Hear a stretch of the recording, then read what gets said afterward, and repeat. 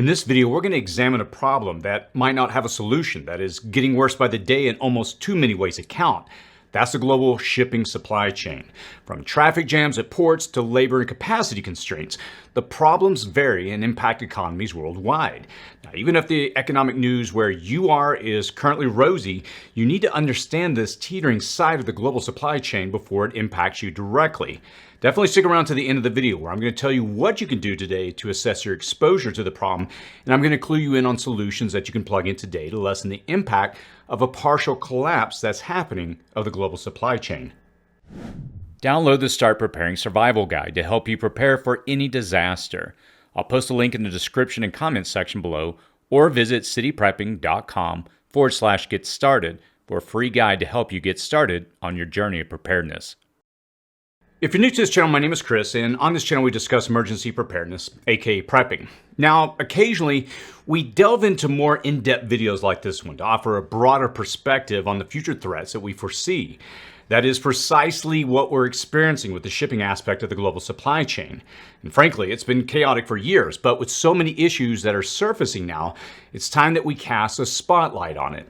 Now, when I researched the current state of global shipping for this video, the problems, they were very numerous to say the least. And even if one of the issues that we're about to cover improves slightly, and there's so many problems, the overall trajectory still bends toward a future collapse or an all-out failure.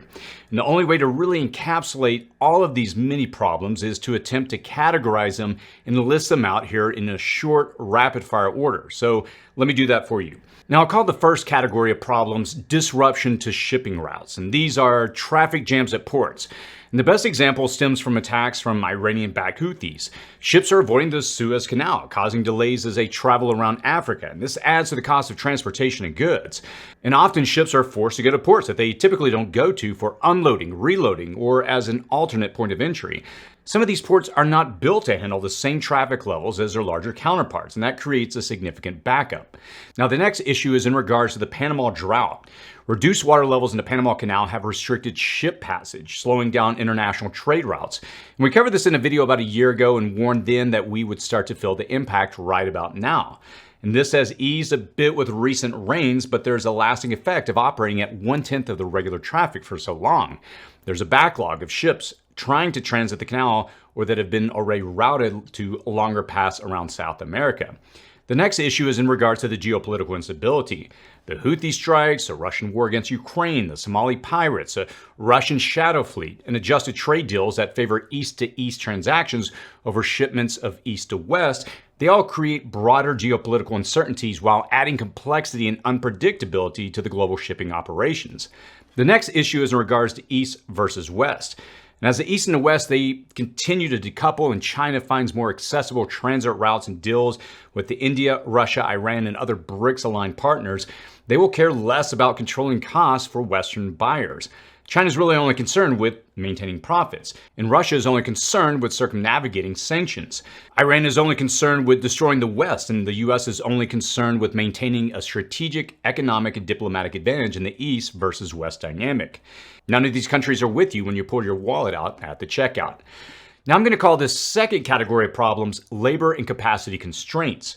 Dock worker strikes, labor disputes on the east and Gulf Coast of the United States and in German ports, they all threaten to halt operations and cause further delays.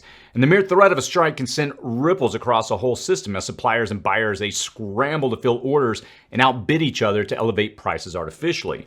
We're also beginning to see more and more rail worker strikes. Potential strikes in Canada could disrupt cargo movement across North America and create bottlenecks at major ports. And once that container gets off of the ship, it has to be transported from there. And that's likely via the railway system before it gets to trucks. The next issue is in regard to limited shipping capacity. The limited shipping capacity means that carriers cannot accommodate all the bookings that they've received, leading them to cancel some of them and then reduce their overall capacity. And this forces importers to compete for limited space on ships, increasing prices as they try to secure a spot for their goods. So the shortage of available shipping space is driving up prices due to increased competition among importers. The next issue is in regards to port congestion at transshipment hubs. Major transshipment ports such as Singapore, Colombo, and others, they're all overwhelmed, causing additional delays in the shipping process. And every reroute that occurs messes up the steady flow that once was. Imagine everyone trying to take the last 3 off-ramps before leaving the city to avoid an accident or a traffic jam ahead of the road. The resulting surface street is similar to this port congestion. The next is container shortages. We've been covering this as long as I can remember, but the simple economics are that it's far more profitable to ship a container full of goods from point A to point B than to ship that empty container back to point A. And some ports have solved this problem of a lack of containers by building container manufacturing facilities at their ports.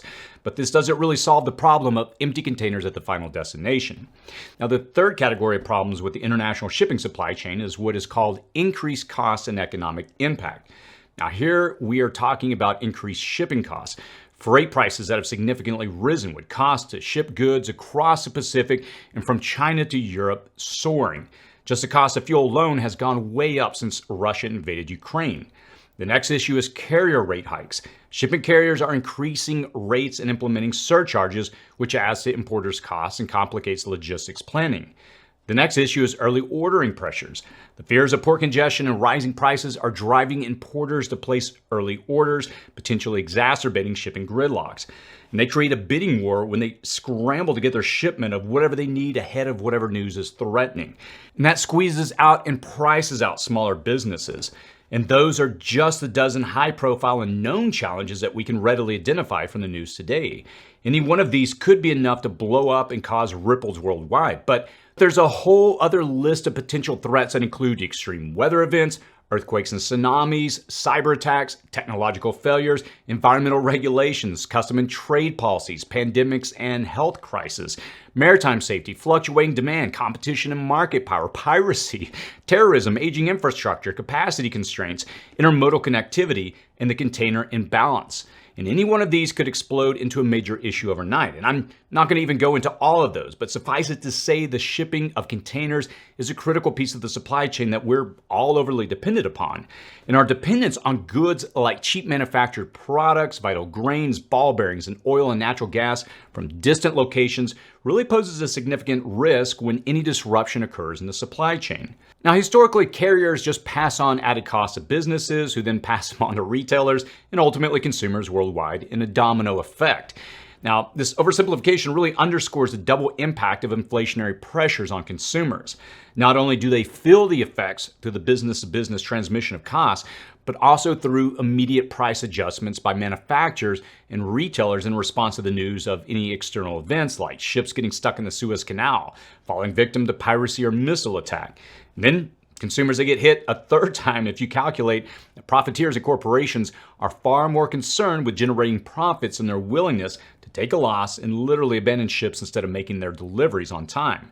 And these internationally registered corporations, they're more concerned with their profit than they are about the supply of products on the shelves at your grocery store. Imminent inflation. So the most immediate and impactful consequences of all these problems is, you guessed it, inflation. Now, I use a word to express a rapid increase in price of everything.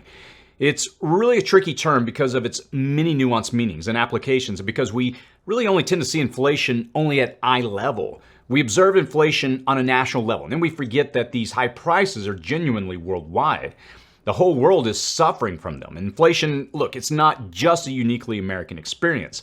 From New Delhi, India to Delhi, South Africa, from Edinburgh, Scotland to Edinburgh, Texas, from San Jose, Philippines to San Jose, Mexico, to San Jose, California, to San Jose, Illinois, to San Jose, Costa Rica, the higher costs resulting from problems in our global shipping supply chain, they're felt everywhere. And whether you produce or consume your goods, you feel the inflationary pinch of this part of the global supply chain. How much you feel it really comes down to just 3 factors. Personal dependence. First, how dependent are you on the international supply of goods? If you and most of your community live a farm-to-table lifestyle, build what you need, and fix what's broken, you're not going to feel it too much. Now, did your asparagus for dinner come from your garden or the local farmer's market, or was it part of the 30,000 tons shipped to your store from Chile and Argentina on the other side of the planet? And suppose the company you work for relies on cardboard from Mexico to package, ship, and display manufactured and processed goods. If production slows because you lack this critical component, will your company need to lay off workers? Maybe you're a small business, but you can't get your orders filled because a larger company is outbidding you for both product and shipping container space.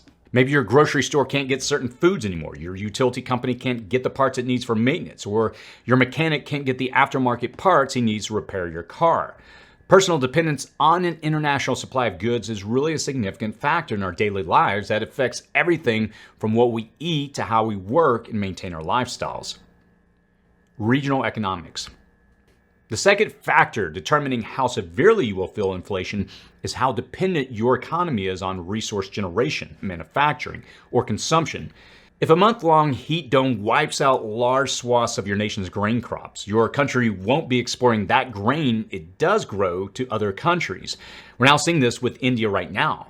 And as India buys grain to feed its billion people, it might turn to Ukraine to fill the gap. They can't turn to China, which is also experiencing extreme weather, reducing harvests, and has persistent tensions with India. Buying from Ukraine is problematic due to the ongoing war, but any grain they secure from Ukraine takes grain away from the regular supply routes to the EU and Africa. And this sends those countries scrambling to source from new locations, creating a domino effect that drives up prices. Grain is just the most straightforward example. Maybe your country needs to sell big-ticket items to consumers as an economic indicator of health. Perhaps it needs copper wire, with copper mined in Brazil turned into wire in India and then shipped to your country to maintain its infrastructure and manufacturing capabilities. And that shipment of copper could be disrupted at any point along the thousands of miles circumnavigating the globe from ore to final product. Your country might need microchips to manufacture appliances, cars, planes, or small electronics. American made might only mean it was assembled here, with parts or packaging coming from elsewhere. And just one cargo ship could contain all of these individual pieces and more. And when there's a single snag in the system, a whole region's or nation's economy could suffer. Preparedness level. The third factor of how badly you individually will feel this really comes down to your individual preparedness. If you shop for every night's dinner at the grocery store on the way home from work instead of thoughtfully storing and preparing your food, you're going to feel the impact of every little supply chain setback immediately. And worse yet, if you eat every meal out, you're already reeling from the prices. And beyond just the price of food, the retail and restaurant industry is experiencing massive closures and bankruptcies as inflation-weary customers shy away from the high prices. And behind every closure are lost jobs, and that impacts both your supply of goods, your range of options, and the overall economy. And that all leads to, you guessed it, higher prices.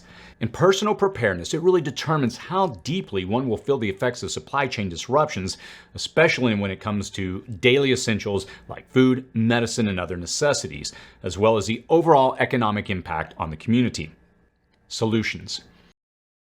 So, if you were hoping costs would go down and inflation would be reined in, at least for your country, I have to tell you that it won't, for all the reasons that I just outlined earlier. And look, there's not a magical solution to any of them, and it's safe to say that the global shipping supply chain we've all become so reliant upon may have passed its pinnacle and is only going to decline and fall apart to lesser or greater degrees from here. Okay, so that's the bad news. The good news is that there are still solutions that you can plug in today to lessen the impact of these things. And that's where this lifestyle prepping can really tip the scales more in your favor. Those solutions are based on your assessment of the three factors that I just outlined: personal dependence, regional economics, and your preparedness level. And to reduce reliance on global supply chains, I would encourage you to look into alternative sources for essential goods and services, such as your local farmers market or community-supported agriculture. You need to invest in emergency preparedness measures like backup power sources and water purification systems to ensure resilience in the face of potential shortages. Increase self-sufficiency by learning skills such as gardening, food preservation, and the basic repair and maintenance tasks to decrease dependence on external resources. You need to assess these strategies and plug in solutions to resolve overdependence on the global supply chain.